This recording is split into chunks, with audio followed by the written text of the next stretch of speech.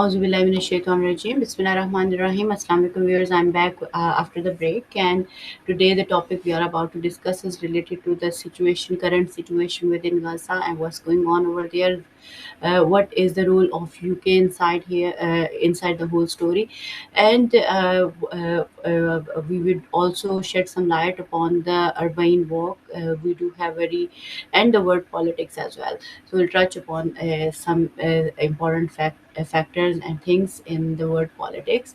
So we do have very respectable guest with us, Sister Sakito. She is broadcaster and analyst, and she is with us. And we do have Farahi with us. He is also an author and activist and an independent, uh, an independent activist as well on the YouTube. He is also doing a lot of work related to Gaza, and director of a Palestine charity, Aid Charity. So, Assalamu alaikum. Thank you so much. Really honored to have you both on the show. Really grateful for your time. I hope you both can hear me well. Yeah. Starting from you, Sister Sakina, what would you like to share about the situation of Gaza, and then I'll take a deeper look from Farah as well, just in case. Thank you very much, Sister Faiza, for having me on the show. The situation in Gaza remains dire, and I think today we've woken up to the news of, five journalists, Anas Sharif, who is a well-known journalist who's been covering the war for the past 2 years for Al Jazeera, was specifically targeted along with his crew members and have been martyred. And I think this has it was expected. They have been killing journalists for a long time now, but I think the world of media is particularly Nope, sad sorry. today, because we've been listening to Anas, the bravery with which he's been reporting and showing us the real images.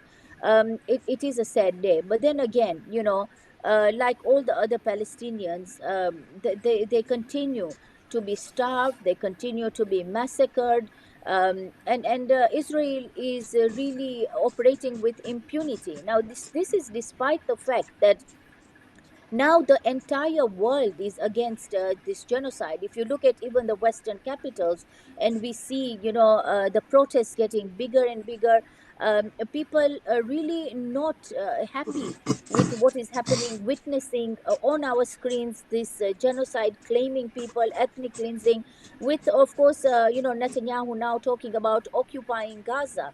Um, so the situation is very dire, but once again, we see that. At the top level, at the leadership of the entire globe, led by the Western, leadership, there is complete impunity, and it's a very frustrating time. I think most people are trying their level best to do something, and I think it's getting very, very frustrating that we are not able to make any significant difference in what is happening in Gaza. Right. So, sister, we are just waiting for Farah to reconnect or rejoin because there's some problem coming up with his hearing on his side, something like that. So he will join us soon. So, how do you see the complicity of UK government, and what is role to? I mean, as a Muslim, as a human being, especially, or as a UK citizen, you can say, what is our role and responsibility to stop our government to have that complicity in that genocide, because this is human race and it's being I mean it is facing really uh, a great genocide happening in front of our eyes every second, every hour. Some children, some adults are dying in out of hunger, out of pain, out of war. So, what is our role in that? Especially if you can shed some light upon UK role in that. I mean, in terms of current role, what are they doing?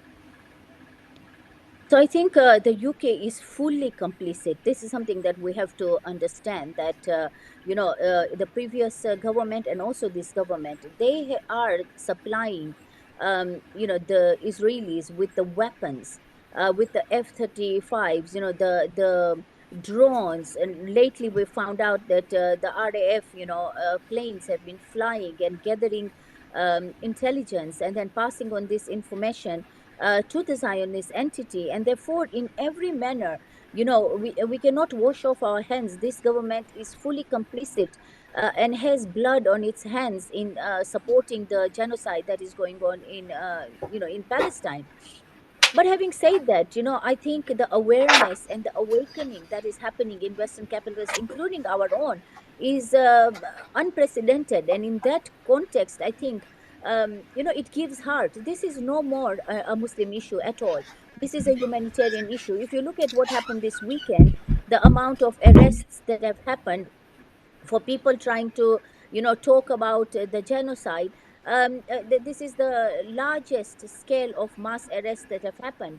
And most of the people, if you look at in this forefront of fighting this cause on the street, are not Muslims. And therefore, I think, it has penetrated deeply. This is a humanitarian aspect, and the people are really waking up to this. Now, the reason why our government is so complicit is because they are sold out, basically. The Israeli lobby is very, very strong. But also personally, I think, Keir Starmer, if you look at his relationship with Israel, not only is he known to have Jewish parents, his wife is Jewish, his children are growing up not just Jewish, because Jews are not the issue here. We have many, many Jews in the UK who are pro-Palestinian and hugely oppose what the Zionists are doing. But this group of Keir Starmer and his family connections are Zionist. And therefore, he himself personally is complicit. But not just him. David Lammy, for example, these guys were have received a lot of funding for their elections, and therefore they are very complicit. And the lobby is taken such a deep root in Western capitals that it's almost like, our politicians don't have a wheel of their own. And therefore, there is a talk because of the public pressure that is now existing. Keir Starmer did mention that he was thinking of recognizing Palestine as a state in September, just as Australia is planning to.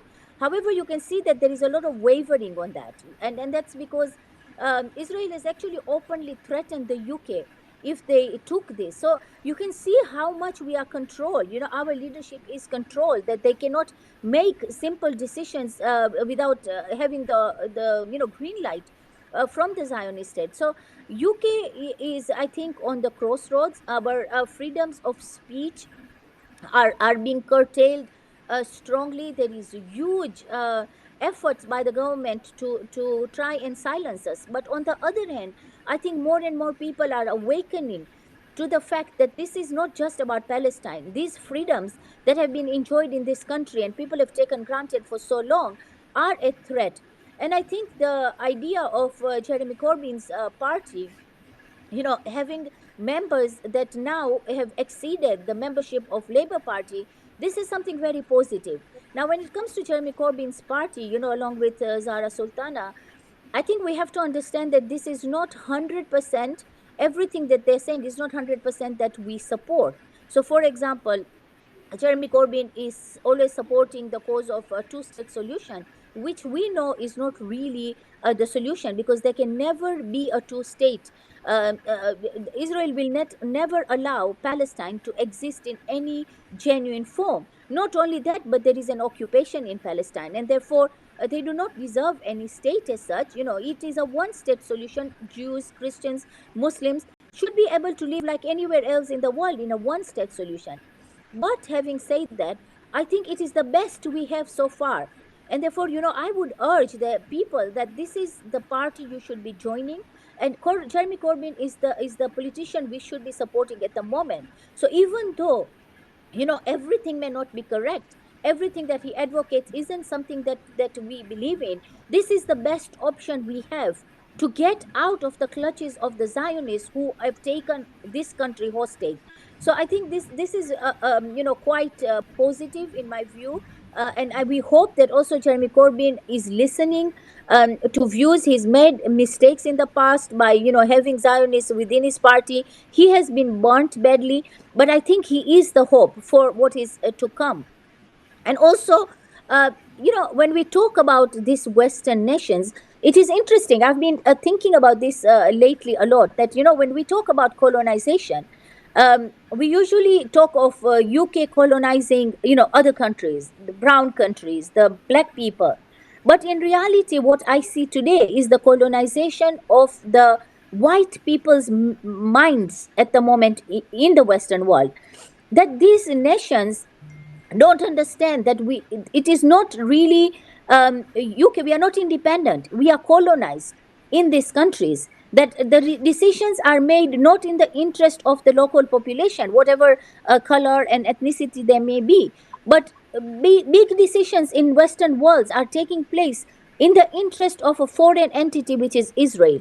So, in some manner, the people of these countries are colonized themselves. And when it comes to mental colonization, when we talk about decolonization of the minds, this applies to people in these countries. You will see the far right, they are completely colonized in their minds, because their interest, they have such a huge hatred for Muslims, for example, that they forget that they themselves are being run by a foreign entity. So there is a lot of issues, I think, happening in the UK at the moment. There's a lot of room discussions. So the main issue, the main point that I'm trying to say is that this is a time for us to be actively involved in British politics.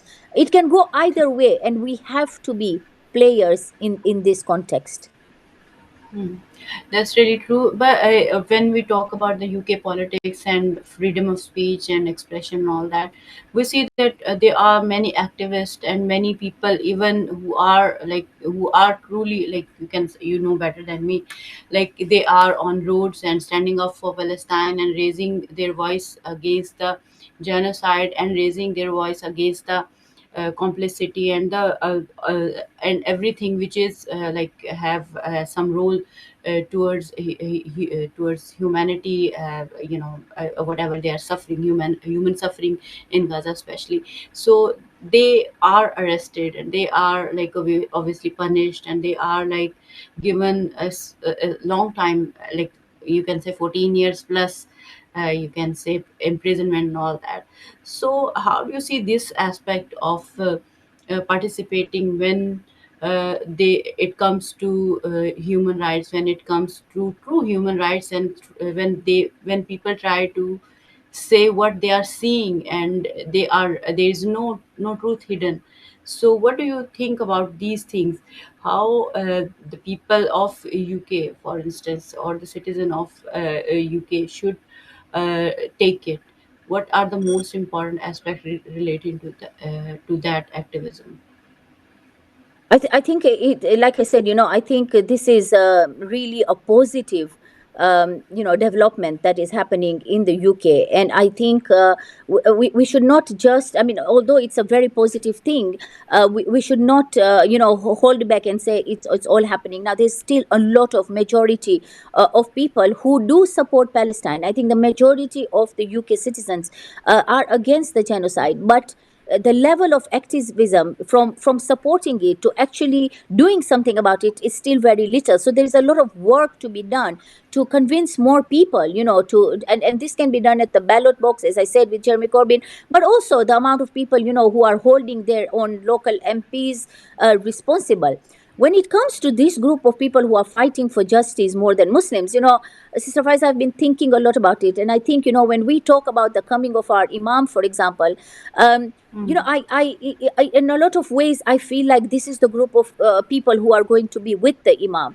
And so this whole idea of us thinking that because we are practicing Islam, at least outwardly, and we are, commemorating the message of Karbala and Arbaeen over and over again in our millions, are we really going to be the people who will be in the army of Imam? Because that we are told that when Allah says in the Holy Quran that when you do not adhere to certain principles of justice, Allah will replace you with another group of people. And in some instances, these justice loving people, they may not know the message of Islam, but they have justice in their hearts. Can you imagine not having Karbala, not having the values that we have, but they are out there supporting the cause of humanitarian, issues of justice? And so I see these people as very it's people to look up to. While sadly the majority of the Muslims around the world, are just paying lip service. And this includes us, Sister Faiza. As we have been commemorating, this Ashra Zainabiyah, and we are, going to mosques in our thousands every day. The message of justice is so lacking. We talk about historical facts of what Sayyidah Zainab did and the sacrifices she went through. And mind you, Sayyidah Zainab was the first war journalist of her time, who ensured that the message of Imam Hussein and the sacrifices were brought out to the world, by narrating, what happened. And yet, if you look at us today, in our mosques, in our centers, we are just focusing on historical aspects, and we are not connecting that there is such fear. Whereas on one hand, you see these people who facing 14 years in jail are fearless in support of justice. Our own people, us all, sit in our mosque, and we are scared to even mention the word Gaza. We are scared to even mention Palestine. And it really upsets me. I mean, there are days when I just do not go to mosque anymore, because I cannot live with the double standards that we are portraying. That on one hand we are talking about, the sacrifice of Imam Hussein, we're talking about the role of Sayyidah Zainab, and yet we are just putting this into mere words and not solution. I mean, I've been involved lately, on working on certain media work within our communities. And it is very, very frustrating, because you will be told by no less than scholars, apparent scholars, who sit on our members and tell us that we should not talk politics. We should not include anything political in our media. And they don't want to be asked any interviews or anything on Palestine or any political issues. But they are so eloquent to talk about historical facts of Arbaeen.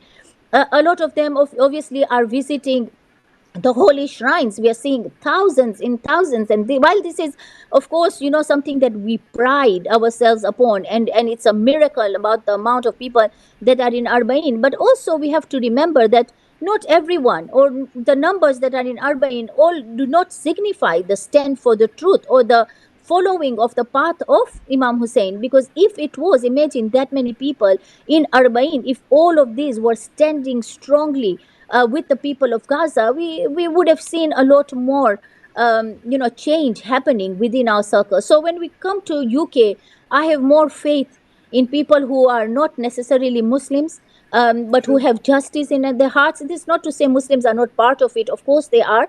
But as a Muslim ummah, and in particular, as people who believe in the message of Imam Hussein, who are awaiting justice in the time of Imam Mahdi, there is a lot lacking in us.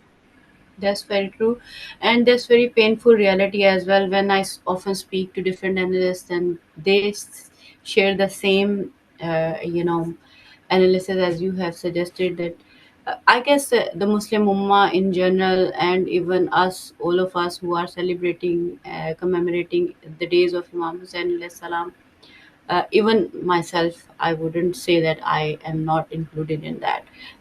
We are dead some way, in some way, that because we are not doing what our brothers and sisters of Gaza really required from us actually. And if we have been doing that, it would have not been happening. And if it kept continue like the way it is at the moment, that in every hour many children and families and people are dying and facing all that stuff, uh, is not going to end here. Is coming to each one of us, whether it doesn't matter which color, creed, religion, or whatsoever they believe in. The only problem with Islam is that they understand that this is the only religion or deen which has the capacity to stop Zionists from what they are trying to do, like and what they are trying to achieve whatsoever.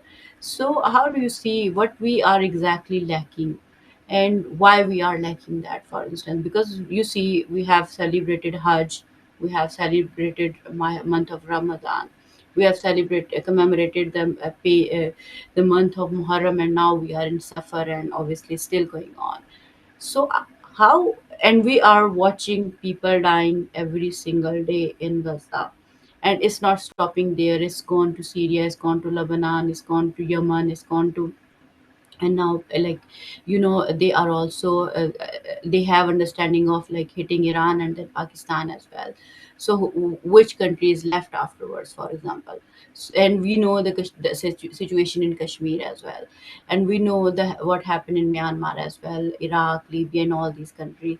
So it's not going to end over there, and when they will be finished with us, for example, as Muslim, it's going to come back to all the humanity as a race. It's not just about Islam and the versus Zionism and whatsoever. It's about something deeply connected to human values, and it is deeply connected to the protection of future and the present human race. So how do you see this aspect? Are we really understanding that, especially as a ummah? I don't see it, because if we would have been understanding that, our Hajj would have been different, our prayers would have been different, our everyday life would have been different. But it's not. From past 2 years, there is no change at all. We are still busy in doing whatever we are doing in our life. We are laughing, eating, going for whatsoever, holidays and this and that. We are not feeling that kind of pain that could make us like like forefront of that genocide, like we could be able to stop them or whatsoever. Because how come on earth Israel is so powerful that they kill anyone, they butcher anyone, they slaughter anyone, they do whatever they want, they attack any country they want, but no one is able to stop them? What on earth they have, and other word is not like is lacking or whatsoever? How do you see these things? This is a deep and big question that we have to ponder on, because these days are upon us to really think about it. Now, the issue of Israel becoming what it has become and the power it has hasn't started today. The problem is we were asleep for so long that we didn't see what was happening. So when we talk about Israel by itself is a very small country and is not powerful itself. If it didn't have the Western backing, Israel would have been finished long ago. But it is the US and the EU that has keeping it with that strong, and this didn't start today. I mean, we talk about the very fact that it was Britain and the Balfour Declaration that put Israel in there in the first place, and their aim was simply it wasn't, as we hear, creating a homeland for Jews, who were displaced, because a lot of these guys who went and settled there are not actually ethnically, these are Europeans who went there, and it wasn't just about according them a homeland. The whole idea was to create a place in the Middle East so as the Western countries can benefit from the resources over there. Of course, Middle East is a very rich um, resource, oil and all that we are aware of. So it was to control the power over there. So this has been the historical reason, and this is the reason why you find that it is so powerful, because Israel is not just Israel. Even you're talking about the Zionist entity, you're talking about America, the powerful nations, like and America is the superpower when it comes to the military and the weapons. They may be not great in terms of their moral values, or the economy is really also suffering at the moment, but they still remain militarily quite powerful. And because of that, we've seen how they can threaten any country. They can throw bombs, buster bombs on any nations, as they did in Lebanon, as they did in Iran. Of course, nobody expected Iran to be able to return that favor as Iran did. This was a big surprise for everyone, but up to that point, we're looking at the military might of these nations who keep Israel going, and that includes money. For example, the UK, along with the European Union, are sending, for years now, have been sending funding towards research to Zionist entity. And this research mostly goes into a military, into making bombs, into making all these drones. So these countries have actually made Israel what it is right now. And that is the reason you see them to be quite powerful, because most of the these nations, the first world nations that we call them, their economy is strong, and also because they have stolen from the rest of the world. UK, was a colonizer of half the world, and they have stolen the riches from other nations to make UK what it is today. And so this explains the historical reasons why they are able to have this control over the rest of the world.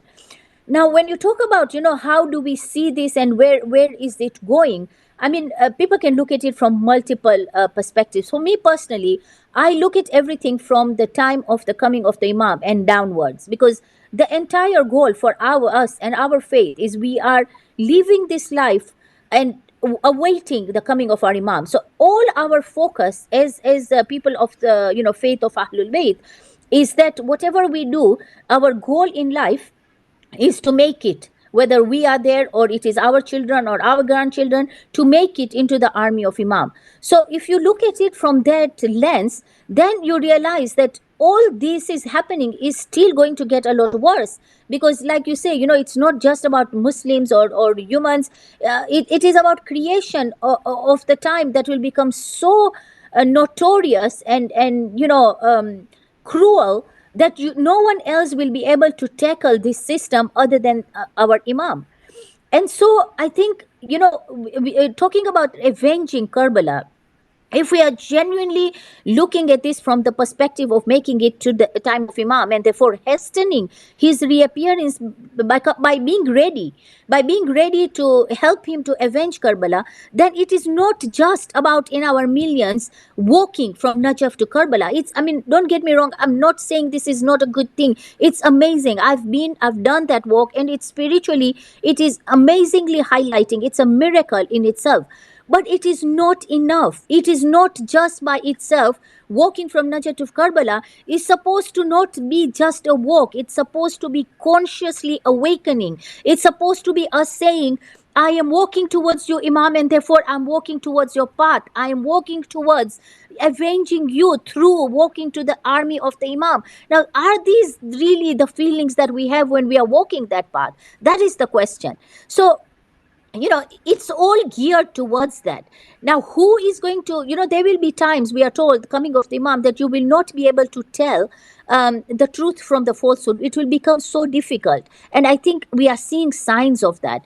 A lot of people are very comfortable. And when you ask why we are not doing more, it's because there are so many factors in this. One is this real understanding of the coming of the Imam, what his mission is, and what is our mission and role in preparing ground for the Imam.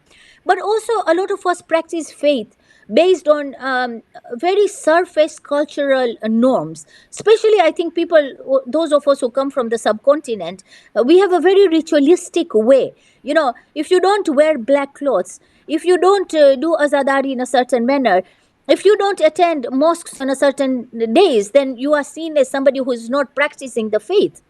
Now, wearing again black is supposed to be something that has to be conscious within you. I may not wear black, but I may feel the pain and the grief of what happened to Imam, and also preparing to what is happening to the human beings today more than people who clad black. Now, of course, we are also cladding black, but that has to we have to equate everything to a reason. We should not be doing these things just ritualistically, going to mosques, practicing things, having such I mean, to the point that Sister Faiza, we have specific tabarruk on certain days, and if people were to move away from that, we feel cheated. It has to be at least as a coach, I can tell you, it has to be ladu on the day of Hazrat Abbas, and if it is not that, then we are shaken up. Imagine how it takes something so small to really shake us up. And this tells you that we are very far away from understanding the faith in its entire context. What is happening today, if we were to look at the world and you look at the hadith of the coming of the Imam and put the global perspective there, the role of Khurasani, which is Iran, the role of the Yemenis in coming of the Imam, what Yemen is doing today, the fight. These are the few countries who have truly understood the message of Imam Hussein, and who have truly understood what it means preparing for the ground. We see people sacrificing their life, not caring, because they have reached that certain stage of certainty. Whereas for us, we are still questioning. Yes, we can do the forwards. We can, we will. Say bits and pieces here. At the most, we will attend the processions that are safe. And we think we've done our part. We've done our duty. That is not enough. And also, when we talk about Gaza and we talk about justice, this is not like we are going to make a difference, that if we don't speak up, then Gaza will be perished, or if we speak up, we'll save it. This is not in our hands. We have to understand that Allah is watching all this happen, that Allah is in the arena, and that if a change will happen, it will come with His will. So this is not about them. It's not like I am doing a favor. If I'm talking about Gaza, I am doing Gazans or Palestinians a favor. I am doing a favor to my own soul. I am looking at where I stand in the in history. What am I going to tell my Allah tomorrow when I am gone in my grave? Will I be able to consciously leave this world, as a journalist Anas has done today, saying I did everything I could to speak about the truth? Are we doing that? So it is not about us saving anyone. It's about us saving ourselves, really. That's very true and very deeper perspective in that context, that when it comes to operation and separation or any kind of negative value, which is like obviously we see and experience and examine in this world, and if we don't stand up against it, is going to like in darken our souls and our hearts and our minds, and it will push us away from Allah subhanahu wa ta'ala, in the sense that we would see but wouldn't be able to see, and we'll hear and we wouldn't be able to hear. So we need to avoid that situation, and we need to do whatever we can in terms of speaking for Gaza. It doesn't matter whether that drop of water would finish the fire or not, or it would affect or not. The only thing is what we are doing. We are going to be answerable for that in terms of any kind of oppression around us, whether it is in our homes, within ourselves, or in around us, and especially when a great genocide is going on in Gaza as well. So, sister, how do you see the? There's one thing which keep coming up in politics, world politics, when we look at it, that there are Western countries who are trying to accept Palestine. I don't understand this notion of accepting Palestine when there is a country on this in this world already that exists, and that doesn't I don't see it in the sense that you exist and I need to recognize that Sister Sakina exists or whatsoever. So how come on earth these Western countries are starting to accept Palestine, and what is that mean like? Because when I look at it, it looks they are accepting Palestine in terms of two, as you were mentioning earlier as well, about two-state solutions, and then it comes to two-state solution. The control of Israel is remain on Palestine, and they would keep make them suffer in whatever they want, in whatever way they want. So this suffering wouldn't end through this kind of acceptance or whatsoever, and they still look civilized when they say, "Oh, we accept Palestine," whereas they are the foundational reason behind this operation, separation, starvation, and the whole genocide and ethnic cleansing. So, how do you see these aspects from that perspective, and what do you see the message of Arbain, all the people in the Arbain walk should have that flag of Palestine with them when they hold the flag of Imam Hussein alayhi salam, because uh, I mean it's very painful. They are part of us, whether we understand it or not, and any human which is in suffering uh, sh- are the part of us, because they are human race, and we are supposed to stand up for them. So what do you think the strongest message for all the people who are going on Urbane walk, or who are the part of Urbane, should hold the message? So I think in terms of recognizing, the state of Palestine. Now, of course, we are living in a world that is. You correctly mentioned that this is so skewed that a nation that already exists, needs to be recognized. Having said that, there are some positive implications of that. So if most of the world recognizes already Palestine as a state, and therefore when they sit at the United Nations, it makes a difference. So if everyone, this includes only the Western countries who are not recognizing it, so if they were to recognize, there are certain legal obligations that becomes something that they have to adhere to.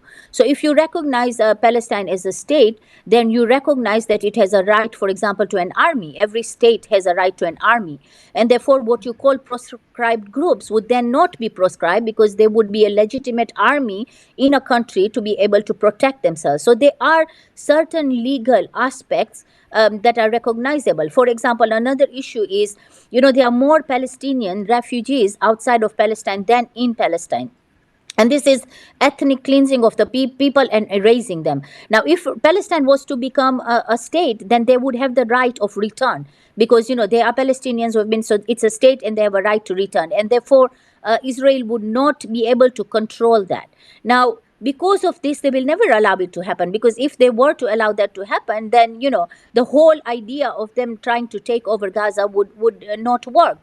So it does have positive implications, much as we have lost faith in the international law and anything to do with these UN bodies, and they've really been reduced to just being mouths, just speaking words and not doing any action. But it does have an effect, and that is the reason why Israel is fighting it so much. The fact that they have threatened the UK, if they were to recognize it, means that there are certain implications which the Zionists don't want. So it is something that we should be supporting. Much as, yes, it is very unfair that it already is a state, and we recognize it, but by everyone in the world recognizing it, there are implications, positive implications for Palestine. So that is something that we should be supporting. In terms of Arbaeen and what should be our message, it's very interesting, because a lot of people feel, I don't understand it myself, Sister Faiza, but it's almost like there are groups of people, when you try to say anything to do with Imam Hussein and Arbaeen and Karbala, and you equate it to Gaza, there is such a lot of resistance. And it's like, Gaza is not Karbala, don't equate it. We are not saying that the people of Gaza are anywhere near the Ahlul Bayt, or Imam Hussein and his group that were there in Karbala. Obviously, there is no comparison there. However, the concepts for which Imam stood, the justice, the truth, the freedom to be able to practice your faith and worship it, these are the values Imam was trying to safeguard. And these are the same values today, by supporting Gaza, we are trying to safeguard. So it has nothing to do, like you say, it's nothing to do with being Muslim, or with, a lot of people are actually, who oppose this, are sectarian, hiding under a certain curtain. So they don't want to say it openly, but these are sectarian issues, So there is a problem of this sectarianism that is actually being put forward by these Western countries. The UK was well known for trying to divide and rule people. It's the only way it could hold on to their colonies. And in our mindsets, unfortunately, we still have this, and we are fighting it. The issue of Gaza and justice is a global movement. We are seeing people who are not even Muslims are in the forefront. But as Muslims, this is a part of an ummah. The Prophet has said, that when one part of the body is hurting, the whole body should hurt. He did not say this needs to be Shia. Nowhere do you see whereby Imam says that it has to be a Shia that is hurting. No, this is talking about a Muslim ummah. And these are the people of the ummah. Whatever differences we have with them, they are part of the ummah. And I don't understand sometimes, sometimes I think maybe because people are so far removed from direct connection with people in Gaza, that they don't see this in clear terms. I speak with women in Gaza all the time. And Sister Faiza, these are some of the most deeply rooted in faith. I mean, when they talk about their faith, when they talk about their connection to Allah subhanahu wa ta'ala, it leaves us far behind. They whatever it is that they practice, but their trust in God, is so strong. And they are actually saying, we will complain to Allah for you not standing for us. Do you know how heavy this is on our souls, how heavy this is on our hearts? So when we are going for Arba'in walks, um, I've just read that, in Iraq, they were able to destabilize these groups that were planning Israel connected ISIS groups that had planned attacks on the pilgrims in Karbala, but also on the walk from Najaf to Karbala. These are the same people. It is the same group of people who are terrorizing Gaza, who are terrorizing Lebanon, who are terrorizing Syria, who have a hand in trying to destabilize Iraq and Iran. And in our millions, we are there, and we are not seeing the clear picture that these are the same people who are threatening the urban pilgrims, are the same ones who are trying to destabilize the rest of the region. And so when we have that walk, this would be the thing. We all should be having this. It's outwardly, the flag is the minimum we can do. Holding the flag of Palestine, for example, is one of the minimal action we can do. But more than that, in our hearts, in our souls, this is where it comes in. How much do we speak out? How much do we, it's just a mindset change.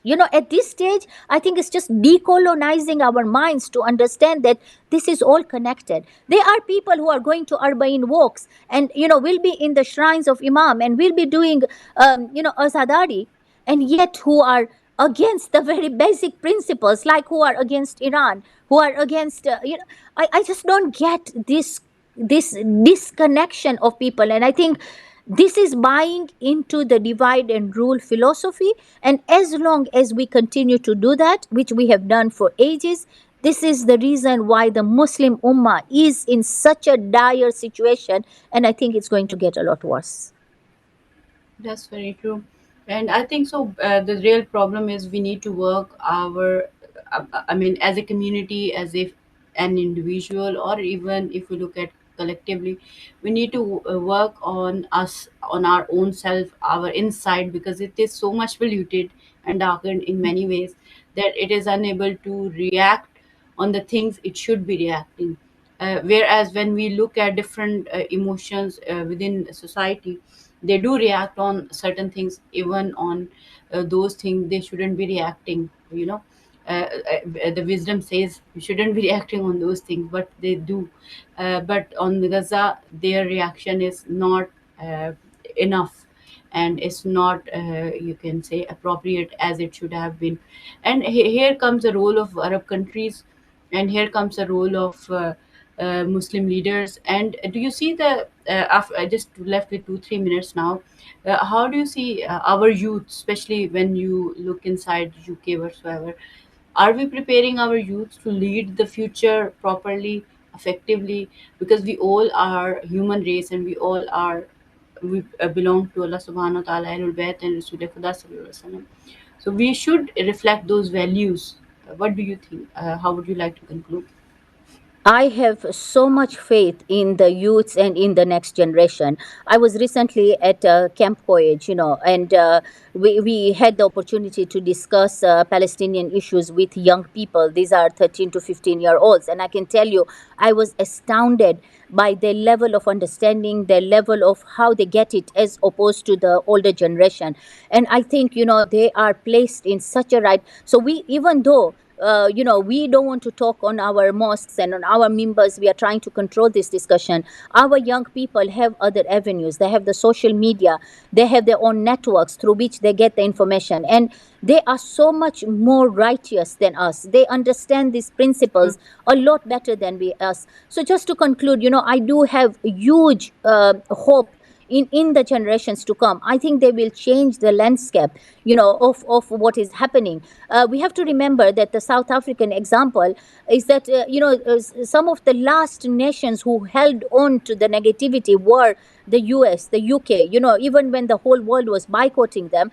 And this wasn't even, there wasn't even a strong lobbies at that time like IPEC.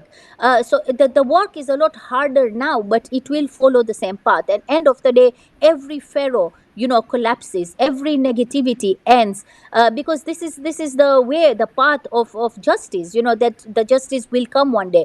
But in terms of our youth, I think they are the ones who are going to change the landscape, and I have huge respect for them, and I have huge hope in them. And I think that the fact that they don't always take over the cultural aspects of our communities is a good thing. This is not to say that they should lose their culture, no, but they understand the balance, and they really understand the cause of justice. And I have massive respect for them and massive hope in this generation.